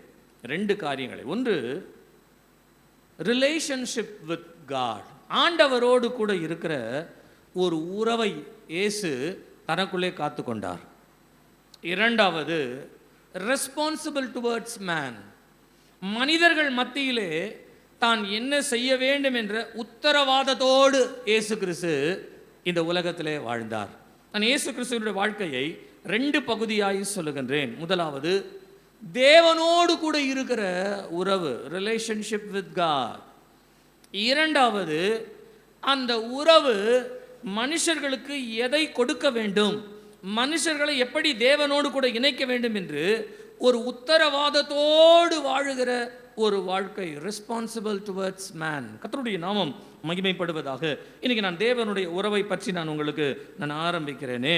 நீங்கள் தேவனுடைய உறவு என்று சொல்லும் பொழுது நான் இயேசு கிறிஸ்துவனுடைய அந்த அதிசயமான ஒரு வாழ்க்கையிலே, ஒரு வித்தியாசமான ஒரு வாழ்க்கையிலே அவர் தேவனோடு இருந்த ஒரு உறவை பற்றி நான் தியானிக்கும் பொழுது ஆண்டவர் எனக்கு யோவான் எழுதின சுவிசேஷம் 7ஆம் அதிகாரத்திலிருந்து ஒரு வசனத்தை இன்றைக்கு காலையிலே ஆண்டவர் எனக்கு ஞாபகப்படுத்தினார். நீங்கள் யோவான் எழுதின சுவிசேஷம் 7ஆம் அதிகாரம் 15வது வசனத்தை நீங்கள் வாசிப்பீர்களானால், 7ஆம் அதிகாரம் 15வது வசனம் வாசிங்க. அப்பொழுது யூதர்கள் இவர் கல்லாதவராய் இருந்தும் வேத எழுத்துக்களை எப்படி அறிந்திருக்கிறார் என்று ஆச்சரியப்பட்டார்கள். நல்லா கவனிங்களேன். இயேசு கிறிஸ்து அவர்களோடு வேத வசனங்களை பேசி கொண்டிருக்கிறார். நீங்கள் 14வது வசனத்தை வாசிக்கும் பொழுது, பாதி பண்டிகையான போது இயேசு தேவாலயத்திற்கு போய் உபதேசம் பண்ணினார் என்று சொல்லும் பொழுது, அப்பொழுது யூதர்கள் இவர் கல்லாதவராய் இருந்தும் வேத எழுத்துக்களை. இயேசு கிறிஸ்து படிச்சிருக்காரா, படிக்கலையா? இந்த பாட்டு ஒன்று இருக்கும் தெரியுங்களா? நீங்கள் கேட்டிருக்கீங்களா? கேளுங்கள் தரப்படும், தட்டுங்கள் திறக்கப்படும், 6ஆம் வயதிலே ஆரம்ப பள்ளியில். பைபிள் என்ன இருக்குது? அதான் யாராவது பாட்டு பாடும், அவங்க பின்னால் போய் பாட்டு படிக்க வேண்டியதான். ஏது என்ன, எந்த வார்த்தை சொல்லப்படுது, எந்த வசனம் சொல்லப்படுது. பாட்டு பாடும்பொழுது நீங்கள் பாடுற பாட்டு வசனத்துக்குள்ளே இருக்கணும், இருந்தால் பாடுங்க. அதான் உண்மையான பாட்டு. வசனத்துக்கு வெளியில் என் கண்ணே, என் மணியே, என் முத்தே, இந்த பாட்டு பாடுறதெல்லாம் பரலோகம் அங்கீகரிக்காது. யாரை நோக்கி எப்படி பாட்டு பாடணும்னு ஒன்று இருக்குது. சரி, நம்ம விஷயத்துக்கு வருவோமே. இயேசு படித்தாரா, படிக்கலையா? அந்த நாட்களிலே உங்களுக்கு ஆக்சுவலாக வேத வசனங்களை சொல்லிக் கொடுப்பார்கள். அதை 2 முறையில் சொல்கிறாங்க. ஒன்று, ஆலயத்திலே உள்ள ஆசாரியர்களிடத்திலே போய் கற்றுக்கொள்வது, அது ஒரு முறை இருக்குது. இன்னொரு முறை இருக்குது. என்ன அப்படின்னா, 3 வயதிலிருந்து 12 வயது வரையிலும் யார் பெற்றெடுத்தார்களோ அந்த பெற்றெடுத்த தாய் என்ன பண்ணுவாங்களாம், யூத தாய்மார்கள் தங்களுடைய பிள்ளைகளுக்கு வசனத்தை போதிப்பார்களாம். எந்த இடத்துல இருந்து ஆரம்பிப்பாங்கன்னா, ஆதாமிலிருந்து ஆரம்பிப்பாங்களாம். அந்த வம்ச வரலாறு இருக்குது பாருங்க, இந்த வம்ச வரலாறு அப்படியே மனப்பாடமாக சொல்லி கொடுத்துட்டே வருவாங்களாம். இந்த மனப்பாடமாக சொல்லிக் கொடுக்குற இந்த வம்ச வரலாறை சொல்லி கொடுத்துட்டு, இதற்கு பின்பு தேவன் நம்முடைய பிதாக்கள் இடத்துல யார் இடத்துல என்னென்ன செய்தார்னு சொல்லி அவருடைய வாழ்க்கையினுடைய தேவனுடைய செயல்பாடுகளை அவர்கள் சொல்லிக் கொடுக்க ஆரம்பிப்பார்களாம். இது யூதர்களுக்குள்ளே இருந்த பொதுவான கற்றுக் கொடுக்கிற முறைகள். நீங்கள் இயேசு கிறிஸ்து கல்லாதவர் அப்படின்னு சொல்லும் பொழுது, நீங்கள் வேதத்தில் பேதுரு அப்போஸ்தலனாகிய பவுலை குறித்து சொல்லுகிறார். என்ன சொல்கிறார் அப்படின்னா, நீங்கள் 2 பேதுரு 3ஆம் அதிகாரம் 15-16 வசனங்களிலே நீங்கள் வாசிப்பீர்களானால் அதில் சொல்லப்படுகிறது, பவுலுடைய சில வார்த்தைகள் எல்லாம் நாம் அதை அறிந்து கொள்வதற்கு அரிதாக இருக்கிறது, கொஞ்சம் கஷ்டமாக இருக்குது. அவ்வளவு ஆழமான காரியங்களை பவுல் பேசுகிறார். இதே பவுலை குறித்து பவுலே சொல்லுகிறார். அப்போஸ்தலர் 22ஆம் அதிகாரம் 3வது வசனத்திலே, கமாலியலுடைய பாதத்தருகே நான் வளர்ந்தவன் என்று சொல்லுகிறார். அப்படின்னா ஒரு கமாலியல் என்று சொல்லப்படுகிற வேதாகமத்தினுடைய ஆசிரியரிடத்திலே பவுல் நியாய பிரமாணங்கள் எல்லாவற்றையும், வசனங்கள் எல்லாவற்றையும் அவர் கற்றுக்கொண்டு வளர்ந்தாராம். ஆனால் இயேசு கிறிஸ்து வளர்ந்தது இந்த வேத வசனங்களை இவர் கற்றுக்கொண்டு வளர்ந்தாரா என்று நாம் கேட்போம் என்று சொன்னால், கற்றுக்கொண்டு வளர்ந்தாரா என்று கேட்போம் என்று சொன்னால், இங்கே சொல்லப்படுகிற வசனம் வித்தியாசமாக இருக்கிறது. இவர் கல்லாதவர் என்றும் கல்லாதவராய் இருந்தும் வேத எழுத்துக்களை எப்படி இவர் அறிந்திருக்கிறார் என்று வருகிறது. ஒருவேளை இதை யோவான் எழுதும் பொழுது ரொம்ப தெளிவாக தான் எழுதியிருக்காரு. ஆனால் இதே வார்த்தையை நீங்கள் மத்தேயுவில் வாசிக்கும் பொழுது கொஞ்சம் வித்தியாசமாக இருக்கும். நீங்கள் மத்தேயு 13ஆம் அதிகாரம் 54வது வசனத்தை நீங்கள் வாசிப்பீர்களானால், மத்தேயு 13:54 வாசிங்க. தாம் வளர்ந்த ஊரிலே வந்து அவர்களுடைய ஜெப ஆலயத்திலே அவர்களுக்கு உபதேசம் பண்ணினார். அவர்கள் ஆச்சரியப்பட்டு ஏன் ஆச்சரியப்படுறாங்க? அடுத்த வாசிங்க தொடர்ந்து. இவனுக்கு இந்த ஞானமும் பலத்த செய்கைகளும் எப்படி வந்தது? இவனுக்கு இந்த ஞானமும் அப்படின்னு பேசுறாங்க. அதை தான் யோவான் சொல்றாரு, படிக்காத ஒருத்தர் ஞானமா பேசுறாரு. வேத வசனங்களை பற்றி அவர் பேசுகிறார். அப்ப ஞானமா பேசுறாரு, வேத வசனங்களை பேசுகிறார் என்பது அவர்கள் கண்டு ஆச்சரியப்பட்டார்கள்னு இருக்கு. கவனிங்க, நான் உங்களுக்கு எனக்கு அது தெளிவாய் நான் அதை அறிந்து கொள்ளாததினாலே நான் அதை முற்றிலுமாய் இப்படிதான் என்று நான் சொல்ல வரவில்லை. இயேசு கிறிஸ்து படித்தாரா படிக்கவில்லையா என்பது ஒரு கேள்விதான். இந்த யோவானில் சொல்லப்பட்டிருக்கிறது, இவர் கல்லாதவராய் இருந்தும். அப்படின்னா கல்லாதவர் என்ற வார்த்தையை எதற்கு பயன்படுத்தலாம்? இப்படியும் பயன்படுத்தலாம். எப்படின்னா வேத எழுத்துக்களை அறியும்படிக்கு அப்படின்னு சொல்லி வருகிறது. அப்படின்னா ஒரு ஆசாரியனாய் மாறுவதற்கு, ஒரு ஆசாரியனாய் காணப்படுகிற ஒருவர் எப்படி ஆசாரியர்களிடத்திலே போய் ரபிமார்களிடத்திலே போதகர்களிடத்திலே சென்று அவர்கள் எப்படி வேத எழுத்துக்களை அவர்கள் கற்றுக்கொள்ளுவார்களோ, அதை போல இயேசு ஒரு ரபிமாரிடத்திலே போய் கற்றுக்கொள்ளவில்லை. இப்போ ரபியினிடத்திலே ஒரு போதகரிடத்திலே போய் உட்கார்ந்து பாடம் படித்து வேத எழுத்துக்களை இவர் கற்றுக்கொள்ளவில்லையே, எப்படி இவர் இவ்வளவு அழகாய் பேசுகிறார்? அப்படி கூட அந்த அர்த்தம் வந்திருக்கலாம். அதனால இயேசு நம்மள மாதிரி படிச்சிருக்காரா படிக்கலையா அப்படின்றது குறித்து நேரடியாய் சொல்லப்படவில்லை. ஆனாலும் வேதம் சொல்லுகிறது, அவர் முறைப்படி ஒரு ரபியினிடத்திலே போய் உட்கார்ந்து வேத எழுத்துக்களை அவர் கற்றுக்கொள்ளவில்லை. ஆனால் வேதம் சொல்லுகிறது, அவர் ஆசாரியர்களிடத்திலே வேத வசனங்களை பற்றி வினாவுவதும் பேசுவதுமாய் ஏறக்குறைய 12வது வயதிலேயே அவர் அப்படின்னா நீங்க யோசிச்சு பாருங்க, 12வது வயசுல அப்படின்னா அப்போ ஒருவேளை அவருடைய தாயின் மூலமாய் சிறு வயதிலிருந்தே அது போதிக்கப்பட்டிருக்கலாம், அல்லது ஒருவேளை அது வேறு யார் மூலமாகிலும் அவருக்கு அவருடைய இன்ட்ரெஸ்ட் எடுத்து ஏதாகிலும் அவர் கேட்டிருக்காரா என்ன, அதை பற்றிலாம் நமக்கு வேதத்தில் இல்லை. ஆனாலும் இன்றைக்கு நான் ஒரு காரியத்தையும் சொல்லுகிறேன், நல்லா கவனித்துக் கொள்ளுங்க. கர்த்தர் நம்மோடு கூட பேசுவாராக, நம்மோடு கூட கிரியை செய்வாராக. ஆண்டவருக்கு முறைப்படி, இயேசு கிறிஸ்துவுக்கு முறைப்படி வசனங்களை ஒரு ரபியின் மூலமாய் போதிக்கப்பட்டு, ஒரு ரபியின் மூலமாய் அவர் வசனங்களை கேட்டு அந்த முறைப்படி அவர் போதித்தார் என்று சொல்லப்படவில்லை. ஆனால் அவருடைய போதகத்தை கேட்ட யாவரும் ஆச்சரியப்பட்டார்கள். வசனம் சொல்லுகிறது, அவருடைய வார்த்தையை கேட்ட பொழுது அவருடைய தாய் தகப்பன்மாரே ஆச்சரியப்படுகிறார்கள். இயேசு கிறிஸ்து வசனத்தை ஒரு பெரிய அறிஞர் போதகரிடத்திலே அவர் கேட்டு வளராதபடிக்கு தான் வளர்ந்த இடத்திலேயே அவர் கேட்டு வளர்ந்தார் என்று சொன்னால், நான் விசுவாசிக்கிறேன் அவருடைய வாழ்க்கை எப்படிப்பட்டது என்று சொன்னால், அவருடைய வாழ்க்கையிலே தேவனுடைய உறவை தனக்குள்ளே வளர்த்து கொள்வதற்காக தேவனுடைய வார்த்தைகள் வசனங்கள் எங்கெங்கெல்லாம் கிடைக்கிறதோ அங்கெங்கெல்லாம் அதை பெற்றுக்கொள்வதற்கு தேவன் ஆர்வத்தை காட்டினார், இயேசு ஆர்வத்தை காட்டினார். நீங்கள் லூக்கா சுவிசேஷத்தில் 2ஆம் அதிகாரம் 46, 47, 48 வசனங்களை நீங்கள் வாசிப்பீர்களானால், லூக்கா எழுதின சுவிசேஷம் 2ஆம் அதிகாரம் 46, 47, 48 வாசிங்க. 3 நாளைக்கு பின்பு அவர் தேவாலயத்தில் போதகர் நடுவில் உட்கார்ந்திருக்கவும் அவர்கள் பேசுகிறதை கேட்கவும் அப்ப பாருங்க, இயேசு கிறிஸ்து அவர்களிடத்தை வினாவினார்னு இருக்குது, அதுக்கு பின்பு வருது. ஆனா அவர் முதல்ல என்ன பண்றாருன்னா அவர்கள் பேசுகிறதை. அப்போ 4 பேர் உட்கார்ந்து பேசியிருப்பாங்க, இந்த 4 பேர் உட்கார்ந்து பேசிட்டு இருக்காங்க, போதகர்மார்கள்லாம் பேசிட்டு இருக்காங்க. அப்ப பேசிட்டு இருக்கும் பொழுது அவர் உட்கார்ந்து ஆவலா கேட்கிறாரா, என்ன கேட்கிறாரு? வேத வசனங்களை. வேத வசனம். இன்னைக்கு நம்ம பிள்ளைகள்லாம் நிறைய ஆர்வமாக இருக்குது, நிறைய பேசுகிறாங்க. ஏன் தெரியுங்களா? இந்த பெரியவங்களாம் 4 பேர் உட்காந்து பேசுகிறோம் பாருங்க, அதை பக்கத்தில் உட்கார வச்சு கேட்க வைக்கிறதுனால தான் அந்த பெரியவங்க பேசுகிற பேச்சு வாயில் வருது. நீங்கள் இதே ஜெபம் வேத வாசிப்புன்னு வரும்போது பாருங்களேன், 4 பேர் உட்காந்து கதை பேசும்போது பிள்ளை கேட்குது. இதே 4 பேர் உட்காந்து ஜோம் பண்ணணும் போது பிள்ளை ஜோம் பண்ணுமா? கண்ண மூடுமா? பைபிள் வசனத்தை கேட்குமா? அதெல்லாம் கேட்காது. ஏன் அப்படின்னா பொதுவாகவே மனிதருடைய இயற்கை என்ன அப்படின்னு சொன்னால், வேதத்திற்கு உண்டான காரியங்களிலுடைய கவனத்தை திருப்பி நம்முடைய கவனத்தை உலக பக்கம் திருப்பணுன்றதுக்காக தான் உலகத்திலே சில போராட்டங்கள், சில கஷ்டங்கள், சில சூழ்நிலை, இது சின்ன வயசுலேருந்தே வளரதான் செய்யும்.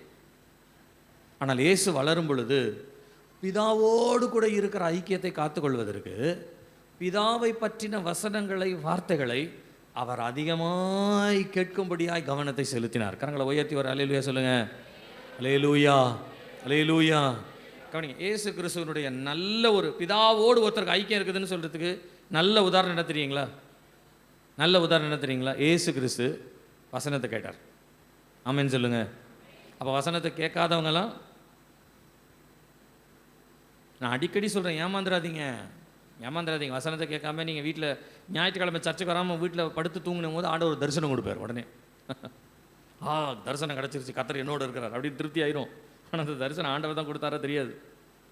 ஒருவேளை உங்களை ஆறுதல் படுத்துறதுக்கு தேர்தல் ஒரு தடவை கொடுக்கலாம். அதுக்காக நீங்கள் சர்ச்சுக்கே போகாதீங்க, வீட்லேயே உட்காந்துங்க, நான் தரிசனம் ஆகிட்டே உங்களுக்கு அப்படிலாம் ஆண்டவர் சொல்ல மாட்டார்ல. அப்படி சொல்ல மாட்டார். வசனத்தை கேட்க கேட்க தான் விசுவாசம் வளரும். வசனத்தை கேட்க கேட்க தான் கர்த்தருடைய வார்த்தை நமக்குள்ளே உருவாகும். வசனத்தை கேட்க கேட்க தான் அந்த வார்த்தையினுடைய பலன் நமக்கு கிடைக்கும். வசனத்தை கேட்காம அதெல்லாம் ஒன்றும் நடக்காது. ஆனால் உலக பிரகாரமாக சொல்லுகிறேனே, வசனத்தையே கேட்காம, வார்த்தையே கேட்காம, தேவ சமூகத்தையே தேடாமலேயே ஆண்டவர் என்னோட பேசுகிறாரு, ஆண்டவர் என்னோட பேசுகிறார் அப்படின்றத இயேசு பிதாவோடு ஐக்கியத்தை காத்துக்கொண்டதுக்கு காரணம் வசனத்திலே வளர்ந்தார்.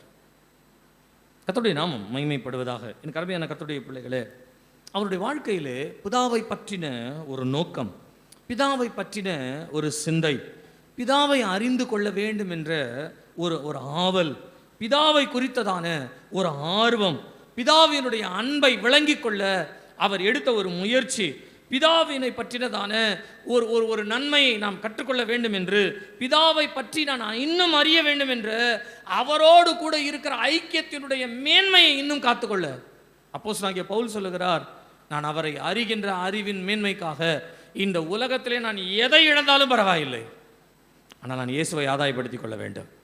பவுலுக்கே இந்த ஆர்வம் இருந்ததுன்னா நீங்கள் யோசிச்சு பாருங்க, இயேசு கிறிஸ்து பிதாவை அறிந்து கொள்வதற்கு தனக்குண்டான எல்லா ஆர்வத்தையும் அவர் செலுத்தினார்.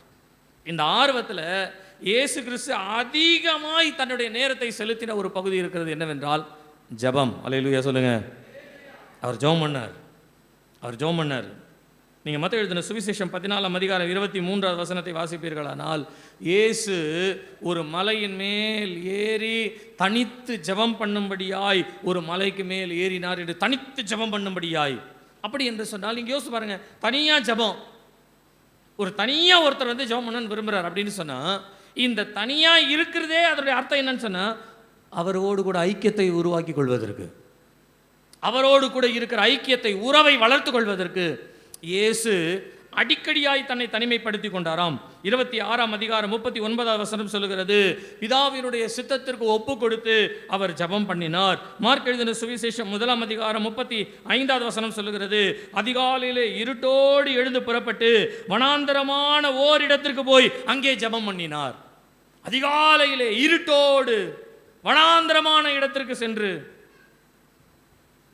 லூக்கா 3ஆம் அதிகாரம் 21ஆவது வசனம் சொல்லுகிறது, இயேசு ஞானசானம் பெற்று கரையேறி அவர் ஜெபம் பண்ணுகையில், பரிசுத்த ஆவியானவர் அங்கேயும் ஜெபம் பண்ணுகையில். லூக்கா 6ஆம் அதிகாரம் 12ஆவது வசனம் சொல்லுகிறது, ராம் முழுதும் தேவனை நோக்கி ஜெபம் பண்ணி கொண்டிருந்தார். இப்படி இயேசு கிறிஸ்துவினுடைய ஜெபத்தை நிறைய சொல்லிட்டே போகலாம்.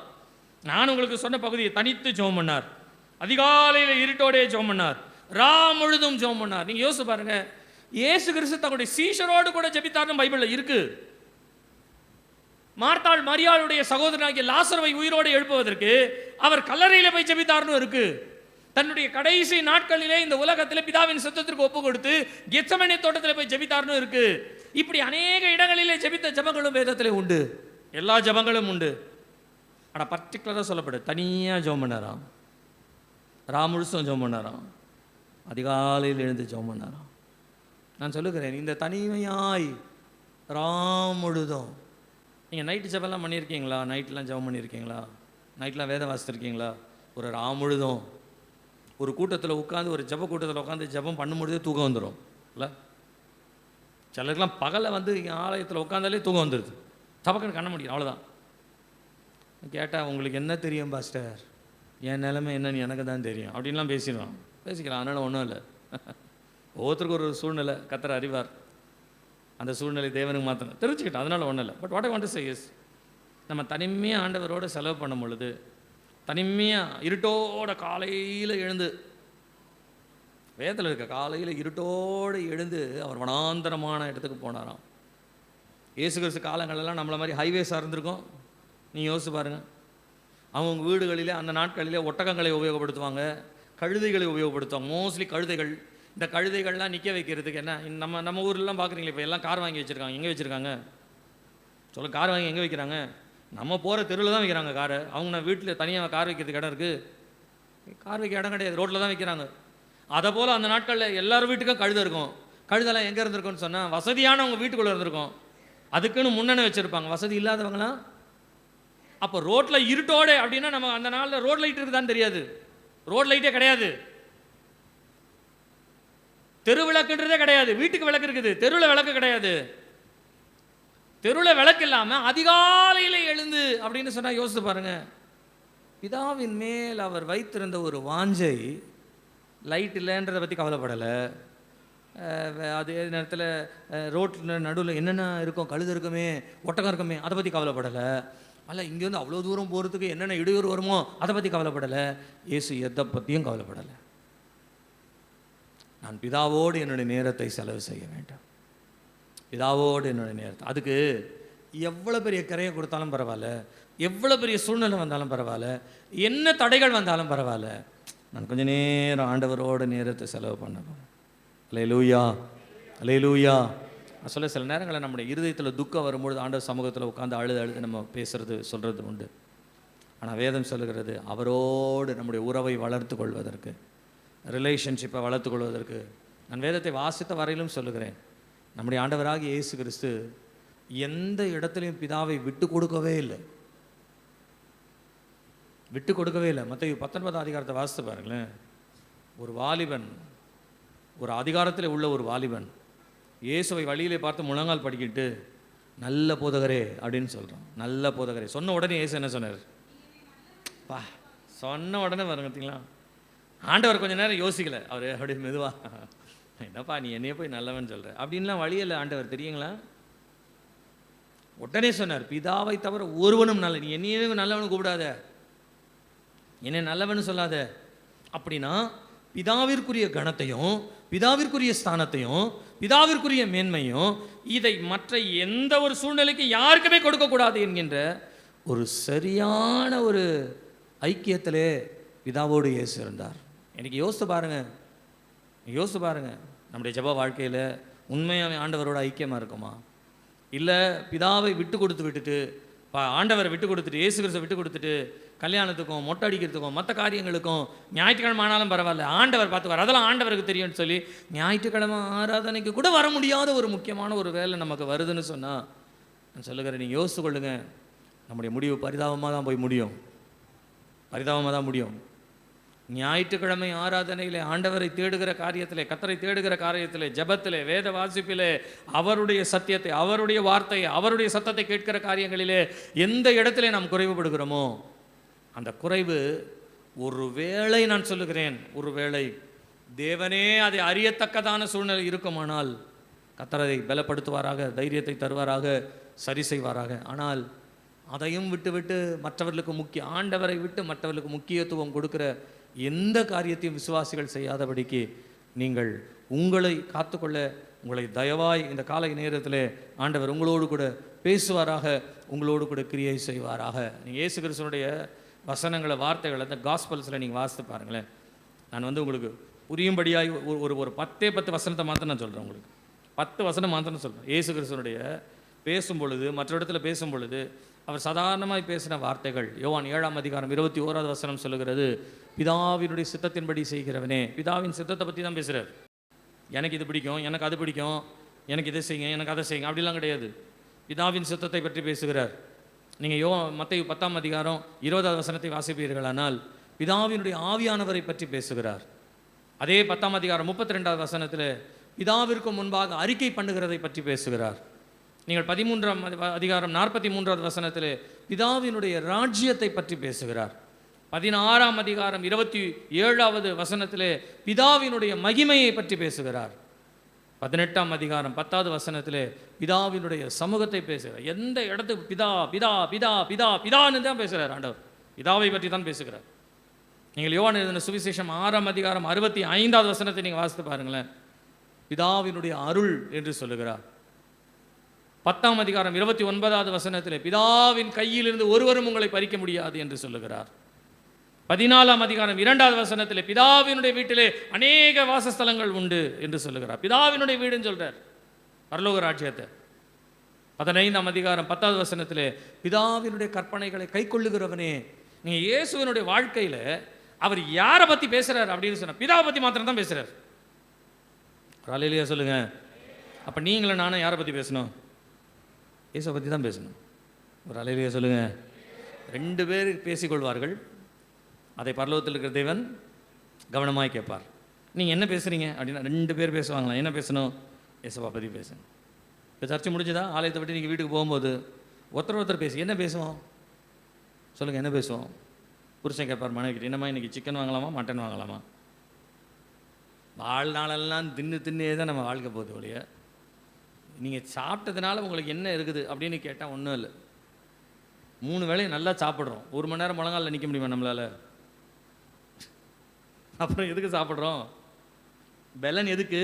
தேவனுக்காக உபயோகப்படுத்த தானே. அப்போ பெலன் இல்லை, அதனால் சாப்பிட்றதை விடுங்க. அது நம்முடைய வாழ்க்கையில் ஒரு பகுதி. It's one of the term. நம்முடைய வாழ்க்கையில் அது ஒரு பகுதி, அவ்வளோதான். ஆனால் நம்முடைய முக்கியமான பகுதி என்ன தெரியுங்களா?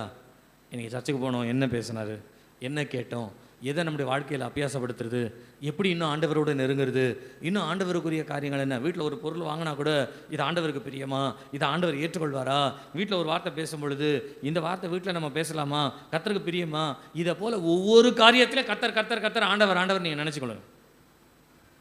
உங்களோட இருக்கிற பிதாவினுடைய ஐக்கியம் சரியாக இருக்கும். இயேசு கிறிஸ்து ஒரு இடத்துல சொல்கிறாரு, நானும் என்னுடைய பிதாவும் ஒன்றாக இருக்கிறோம். ஒரு அல்லேலூயா சொல்லுங்கள் பார்க்கலாம். நீங்கள் நானும் என்ன சொல்லணும் தெரியுங்களா? நானும் இயேசு கிறிஸ்துவும். எத்தனை பேர் சொல்ல முடியும்? நல்லா சத்தமாக ஒரு அல்லேலூயா சொல்லுங்கள். எத்தனை பேர் சொல்ல முடியும்?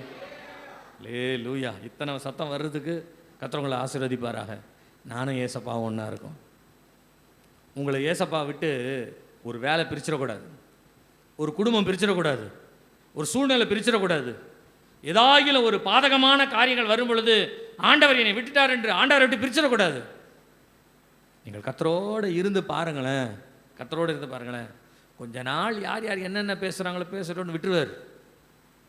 ஆனால் சரியான ஒரு காலம் வரும் பொழுது நீங்கள் உங்களுக்குள்ள எந்த வேதனையை வச்சு இன்றைக்கு நீங்கள் தேவ சமூகத்துக்கு வந்தீங்களோ, இந்த வேதனையை பார்க்கிலும் கர்த்தர் மிகுந்த சந்தோஷத்தைக்கு உங்களுக்கு கொடுக்க வல்லவராக இருக்கிறார். அல்லேலூயா, அல்லேலூயா, அல்லேலூயா. பிதாவின் சித்தத்தை செய்யும்படியாய் இயேசு நல்ல ஒரு வார்த்தையை இந்த லூக்கா 2ஆம் அதிகாரத்தில் சொல்கிறார். நான் பிதாவிற்கு அடுத்தவைகளை செய்ய வேண்டியது இருக்கிறது அல்லவா, என் பிதாவினுடைய காரியத்தை நான் இந்த உலகத்தில் செய்ய வேண்டும், அதற்காக தானே என்னை அனுப்பினார். அப்போ அதற்காக அவரோடு கூட இருக்கிற என்னுடைய உறவை நான் எப்படி வளர்த்து கொள்ள வேண்டும்?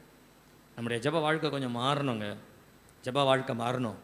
இன்றைக்கி நீங்கள் இந்த இடத்த விட்டு வெளியில் போகும்பொழுது சொல்கிறேன், உங்களுடைய இருதயத்தில் ஒரு வாஞ்ச, ஒரு தாகம் ஒன்று உண்டாகணும். என்னென்ன? எப்போ நம்ம தனிமையாக உட்காந்து ஜெபம் பண்ணுறதுக்கு நேரம் கிடைக்கும்? பரிசுத்தவானுடைய வாழ்க்கையெல்லாம் வாசிக்கும் பொழுது அப்படி தான். சுந்தரையா பற்றி சொல்லுவாங்க, எனக்கு எப்பவுமே ஜெபம் பண்ணிகிட்டே இருப்பாராம், ஸ்தோத்திரம் பண்ணிகிட்டே இருப்பார். தேவையில்லாத யாராகிலும் ஒருத்தர் வராங்கன்னு வச்சுக்கோங்களேன், இவங்ககிட்ட பேசினா ஏதாவது தேவையில்லாத பேசுவாங்க, கண்ணு முடிக்கிறான், ஸ்தோத்திரம் பிரைஸ் தி லார்ட், கிருபை கிருபை கிருபை, ஐயா வந்து ஜெபத்தில் இருக்கார் அப்படின்னு போயிடுவாங்க. அப்படி தான் தன்னை காத்துக்கொண்டாங்க, அப்படி தான் தன்னை காத்துக்கொண்டாங்க. நான் சொல்லுகிறேன், இன்றைக்கி நிறைய வீண் கதை பேசுகிறதுக்கு நிறைய நேரம் இருக்குது, ஆனால் ஆண்டவரோடு பேசுகிறதுக்கு நேரமே இல்லாமல் இருக்குது. உண்மை தானே அது? உண்மை தானே? ஒரு யாராவது ஒருத்தர் செல்ஃபோனில் ஃபோன் பண்ணால் எவ்வளோ நேரம் பேசுகிறாங்க சொல்லுங்கள்? நீங்கள் பேச விரும்பலைனா கூட சொல்லுங்கள், அப்புறம் சொல்லுங்கள், அப்புறம் இது என்னது அது என்னது, இப்படி பேசிக்கிட்டே ஒரு அரை மணி நேரமாவது பேசுகிறோம்ல, பேச மாட்டோமா? ஒரு அரை மணி நேரம் ஜெபம் பண்ணுவோம் அப்படின்னு சொன்னால் அப்படின்னா பாருங்களேன், ஏதோ ஒரு காரியம் உலகத்தினுடைய உறவு நம்ம அதிகமாக நம்மளை ஆட்கொள்ளுது, தேவனுடைய உறவு அதுலேருந்து நம்மளை குறைச்சிக்கிட்டே வருது. இன்றைக்கி நம்ம வாழ்க்கையில் ஒரு மாற்றம் வரணும். அல்லேலூயா, அல்லேலூயா. நான் உங்களை கேட்குறேன், இயேசு கிறிஸ்துவின் நாமத்தினால இது வரைக்கும் நீங்கள் இருந்தீங்களா, எப்படி இருந்தீங்க, எப்படி போனீங்க வந்தீங்கன்னு தெரியாது. ஆனால் இன்னைக்கு ஒரு ஆரம்பத்திற்குள்ளே வருவோமே. இன்றைக்கி ஒரு ஆரம்பத்திற்குள்ளே இனிமேல் அதிகாலையில் எழுந்து தேவ சமூகத்தில் நல்லா ஸ்தோத்திரம் ஸ்தோத்திரம் ஸ்தோத்திரம் நான் சொல்ல போகிறேன். ஒரு அரை மணி நேரம் 5லேருந்து 5:30 மணி வரைக்கும் நல்லா கர்த்தரை துதிக்க போகிறேன். எத்தனை பேருக்கு ரொம்ப விருப்பமாக இருக்குது? நேரத்தை ஒதுக்கி தேவ சமூகத்தில் உட்காருவது, அதிகாலையில் எழுந்து ஜெபிப்பது. நீங்கள் யோசிச்சு பாருங்களேன், ரட்சிக்கப்படும் பொழுது நம்முடைய ஜெபம் எப்படி இருந்தது? தேவனை முதல் அறிந்து ஆலயத்துக்கு போகும்பொழுது எப்படி இருந்தது? எங்க நின்று ஜெபம் பண்ணோம், எங்க முடியும் பொழுது நம்ம நின்றுட்டு இருந்தோம். முன்னால ஜெபம் பண்ண ஆரம்பிச்ச ஆராதனை முடிஞ்சு கண்ணை திறந்து பார்த்தா பின்னால வாசப்படிக்கிட்டு நிற்கிறோம். அப்படிலாம் ஜெபம் பண்ண காலங்கள் எல்லாம் போய் இன்னைக்கு ஜெபம் பண்ணவே முடியல பாஸ்டர். இன்னைக்கு ஜெபமே வரமாட்டாங்க. மனசுல நிறைய சஞ்சலங்கள், நிறைய சோதனைகள், நிறைய பிரச்சனைகள், ஜெபிக்கவே முடியல. ஒரு 15 நிமிஷம் இருக்கு. இந்த 15 நிமிஷம் நம்ம ஜெபிக்க போகிறோம். நான் சொல்கிறேன், உங்கள் மனசில் உண்மையாய் தேவனோடு கூட எனக்கு ஒரு ஐக்கியம் ஏற்படணும்னு விரும்புனீங்கன்னா, நானும் தேவ சமூகத்தில் உட்கார்ந்து தனிமையாக மணிக்கணக்காய் ஜெபிக்கிற ஒரு ஜெப வாழ்க்கை எனக்கு வேண்டும் என்று ஒரு வேளை நீங்கள் விரும்பினீர்களானால், ஒன்று முழங்கால் போடுங்க, இல்லைன்னா எழும்பி நின்று கொள்ளுங்க. கண்களை மூடி தேவ சமூகத்தில் நாம் இப்பொழுது ஜெபிக்க போகிறோம். ஒரு 10 நிமிஷம் நல்லா தேவ சமூகத்தில் எல்லாத்தையும் மறந்துடுங்க. வீடு, வாசல், குடும்பம், இனிமேல் போய் செய்ய வேண்டிய வேலை எல்லாவற்றையும் மறந்துடுங்க. ஒரே ஒரு காரியத்தை சொல்லுங்கள். ஒரே ஒரு, ஆண்டவரே நான் ஜெபிக்கிறதே இல்லைப்பா, ஜெபிக்கவே மாட்டேன் ஆண்டவரே. எவ்வளோ ஓடுறேன், எவ்வளோ ஓடி வரேன், எவ்வளோ வேலை செய்கிறேன், ஆனால் ஜெபிக்கவே முடியல. என்னால் ஜெபிக்கவே முடியல தகப்பனே. நான் ஜெபிக்கவே இல்லை, என்னால் ஜெபிக்கவே முடியலப்பா, என்னால் ஜெபிக்கவே முடியல ஆண்டவரே. But I want to pray. நான் ஜெபிக்க விரும்புகிறேன். இயேசுவே, இயேசுவே, ஒரே ஒரு காரியத்தை ஆண்டவரிடத்தில் இன்னைக்கு தாகத்தோடு கேட்கணும், தாகத்தோடு கேட்கணும். அந்த வானத்தில் திடீர்னு அந்த மேகங்கள் உடஞ்சி, மேகங்கள் இடித்து அப்படியே தண்ணி ஊற்றுற காட்சி நான் பார்த்துருக்கேன். அதை போல் ஒரு சடன் நம்மை நிரப்புகிற ஒரு நிரப்புதல். அதுக்கு முதலாவது ஒரு தாகம் வேணும். நமக்குள்ள ஒரு தாகம் வேணும். ஆண்டவரே, தகப்பனே, நான் ஜெபிக்கணும்பா, நான் ஜெபிக்கணும் ஆண்டவரே, நான் ஜெபிக்கணும் ஆண்டவரே, நான் ஜெபிக்கணும் ஆண்டவரே, நான் ஜெபிக்கணும்பா, நான் ஜெபிக்கணும்பா. இயேசுவே, நான் ஜெபிக்கணும் ஆண்டவரே. என் வாழ்க்கையை கொஞ்சம் மாற்றுங்கப்பா, என் வாழ்க்கையை கொஞ்சம் மாற்றுங்கப்பா. என்னை கொஞ்சம் திரும்பி பாருங்க ஆண்டவரே.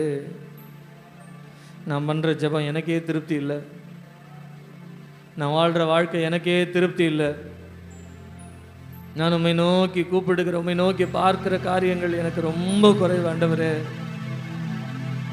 நான் என்ன சொல்கிறதுனே எனக்கு தெரியலை. சில காரியங்கள், சில சூழ்நிலைகள் நினச்சி இதனால தான் கஷ்டம், இதனால தான் கஷ்டம்னு கொஞ்ச நாள் ஜெபிக்காமையே போனேன். ஆனால் இன்னைக்கு அதுவே எனக்கு பழக்கமாக மாறிடுச்சு. ஜெபிக்கலனாலும் வாழ்கிறோம்ல, ஜெபிக்கலனாலும் நம்ம தேவைகள் கிடைக்குதுல்ல, ஜெபிக்கலனாலும் நமக்கு எல்லாமே வருதுல்ல. நான் இதெல்லாம் ஒரு நாள் என்ன வெறுமையில் தள்ளி விட்டுறோம். ஜெபிக்கணும் ஆண்டவரே, நான் ஜெபிக்கணும் ஆண்டவரே. எனக்கு அந்த ஜெப ஆவியை தாரும், எனக்கு அந்த ஜெப ஆவியை தாரும், எனக்கு அந்த ஜெப ஆவியை தாரும், எனக்கு அந்த ஜெப ஆவியை தாரும். தாகத்தோடு கேளுங்க, தாகத்தோடு கேளுங்க. எனக்கு தேவன் என்னுடைய மனதிலே ஒரு திருப்தியை கொடுத்தார். இன்றைக்கு ஒரு ஜெபத்தினுடைய வல்லமை, ஜெபிக்கிற கிருபை, ஜெபத்தினாலே தேவ சமூகத்தை அனுபவிக்கிற, மற்றவர்களுக்கு அனுபவம் ஆக்குகிற ஒரு தேவனுடைய செயல் எனக்குள்ளே காணப்படத்தக்கதாய். இன்னைக்கு பிலிப்பியர்ல வாசித்ததை போல தேவனுடைய செயல் எனக்குள்ளே காணப்படத்தக்கதாய், தேவனுடைய கிரி எனக்குள்ளே காணத்தக்கதாய், தேவனுடைய வல்லமை எனக்குள்ளே காணப்படத்தக்கதாய் என்னை ஜெபிக்கிறவனாய் மாற்றும் ஆண்டவரே. உம்முடைய வலது கரத்தை இந்த வேளையில் என்னுடைய சிரசின் மேல் வைப்பீராக. நான் ஜெபிக்க வேண்டும், நான் ஜெபிக்க வேண்டும், நான் ஜெபிக்க வேண்டும், நான் ஜெபிக்க வேண்டும். அந்த ஜெப ஆவி எனக்கு தாரு, அந்த ஜெப வல்லமை எனக்கு தாரு. நான் ஜெபிக்கணும். கதறுங்க, கதறுங்க, கேளுங்க, கதறுங்க, கேளுங்க. ஆண்டவரே, ஆண்டவரே, தகப்பனே, தகப்பனே, நான் ஜெபிக்கணும், ஜெபிக்கணும், ஜெபிக்கணும், ஜெபிக்கணும், ஜெபிக்கணும், ஜெபிக்கணும், ஜெபிக்கணும், ஜெபிக்கணும்பா, ஜெபிக்கணும்பா, ஜெபிக்கணும்பா. நேரம் நேரம் தவறாம மணிக்கணக்காய் உம்முடைய சமூகத்தில் உட்கார்ந்து அண்ணாள் தனக்கு ஏதோ ஒன்று வேண்டும் என்று கேட்டது பழைய ஏற்பாடு. ஆனால் புதிய ஏற்பாட்டு காலத்தில் அண்ணா கர்த்தரை துதித்து கொண்டே இருந்தாள். அவள் சிறு வயதிலேயே புருஷனை இழந்து போனவள், அவளுக்கு என்று காப்பாற்றுவதற்கு பிள்ளை இல்லாமல் இருக்கிறவள். எதுவுமே தன்னுடைய வாழ்க்கையில் பிடிப்பில்லை, எதுவுமே தன்னுடைய வாழ்க்கையில சந்தோஷம் இல்லை, தன்னுடைய வாழ்க்கையில எந்த எதிர்காலமும் இல்லை, எதுவுமே இல்லை. ஒன்னே ஒன்று இருக்கிறது, என்னை ஆண்டவர் சந்திக்க போகிறார், நான் ஆண்டவரை சந்திக்க போகிறேன், நான் கர்த்தருடைய நாளிலே மீட்கப்பட போகிறேன், அதற்காக நான் கர்த்தரை துதிக்கிறேன். அந்த ஐக்கியத்தை நான் வளர்த்துக் கொள்ள போகிறேன், அந்த அபிஷேகத்தை வளர்த்துக் கொள்ள போகிறேன். ஓயாமல் கர்த்தரை துதித்து உபவாசம் பண்ணி கர்த்தரை மகிமைப்படுத்திக் கொண்டே இருந்த அந்த அண்ணாளுடைய மனதிலே கொண்டிருந்த அந்த சிந்தை அபிஷேகம் இந்த காலை நேரத்திலே ஒவ்வொருவர் மேலும் இறங்குவதாக, ஒவ்வொருவர் மேலும் இறங்குவதாக, ஒவ்வொருவர் மேலும் இறங்குவதாக, ஒவ்வொருவருக்குள்ளும் கிரியை செய்வதாக. கிரியை செய்யும், கிரியை செய்யும், கிரியை செய்யும், கிரியை செய்யும். ரீபாலதா ரபலதா ரபலதா ரீபலவரபலா தியாலவரபலா கரபௌரியா ரீபலா லபரலா கரபரபலா ரீபலவரபௌ ஷபரபலவரபா ரீபலவரபலவரா. எல்லா தூக்கத்தின் ஆவி, எல்லா பலவீனத்தின் ஆவி, எல்லா பலவீனத்தின் ஆவி ஜெபிக்க கூடாதபடிக்கு மனதை மனதை சஞ்சலப்படுத்துகிற, மனதை காயப்படுத்துகிற, மனதை வேதனைப்படுத்துகிற எல்லா ஆவியினுடைய கிரியைகள், எல்லா அந்தகார கிரியைகள் இயேசுவின் நாமத்தினாலே, இயேசுவின் நாமத்தினாலே, இயேசுவின் நாமத்தினாலே இந்த வேளையிலே ஒவ்வொருவர் மேலும் பின்மாறி மழை ஊற்றப்படுவதை போல, முன்மாறி மழை பின்மாறி மழை ஊற்றப்படுவதை போல இறங்கும் ஆண்டவரே, இறங்கும் ஆண்டவரே, இறங்கும் ஆண்டவரே. கிரியை செய்யும். 10 நிமிஷம் நல்லா இடை விடாம கேளுங்க, ஆண்டவரிடத்துல கேளுங்க, ஜெபிங்க. உமக்கு நன்றி ஆண்டவரே, உமக்கு நன்றி ஆண்டவரே, இந்த கிருபைக்காய் நன்றி. இந்த நாளிலே நாங்கள் பெற்ற இந்த அபிஷேகம், இந்த கிருபை எங்களோடு எப்பொழுதும் இருப்பதாக என்று உம்முடைய கரத்திலே ஒப்பு கொடுக்கிறோம். கிருபை செய்யும், வழி நடத்தும், ஒவ்வொருவரையும் பலப்படுத்தும். இயேசுவின் நாமத்தில் பிதாவே, ஆமென். என்னை பின்பற்றி வா. You follow me. என்னை பின்பற்றி. You follow me. ஜெபத்தை கேட்கும் எங்கள் தேவா.